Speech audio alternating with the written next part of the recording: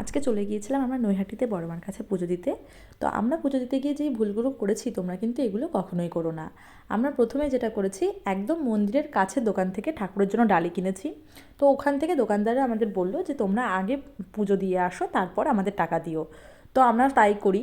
কিন্তু বাড়ি আসার পরে মা আমাদের বলে যে যখন আমরা কোনো কিছু ঠাকুরকে নিবেদন করছি তখন সেই টাকাটা আগে পরিশোধ করা উচিত, নয়তো সেই ব্যক্তির নামেই আমাদের পুজোটা অর্পণ হয়ে যায়।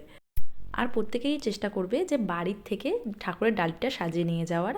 আমি এটা বলছি না যে ওখানকার জিনিসগুলো খারাপ, কিন্তু তোমার কোনো কোনো ক্ষেত্রে জিনিসগুলো পছন্দ নাও হতে পারে, যেটা আমার সাথে একটু একটু হয়েছিল। তো আমি বলবো বেস্ট জিনিসটা ঠাকুরের জন্য নিয়ে যাওয়াটাই ভালো। তবে যাদের কাছে কিছুই করার নেই তারা ওখান থেকে কিনেও দিতে পারো, কোনো অসুবিধা নেই। আর আমি এখানে শুক্রবারের দিনকে গিয়েছিলাম, কিন্তু তাও দেখো প্রচণ্ড ভিড় ছিল। শনি মঙ্গলবারের দিনকে আমরা ভিড় হয় জানি, কিন্তু নর্মাল দিনগুলোতেও কিন্তু এখন খুবই ভিড় হয়। তোমরা সবাই সাবধানে যেও আর মন ভরে মাকে দর্শন করবে। মা কিন্তু কখনোই কাউকে ফেরায় না, মা প্রত্যেকের মনের ইচ্ছা সবসময় পূর্ণ করে। তো তোমরাও সুস্থ থেকো, ভালো থেকো। জয় বড় মা।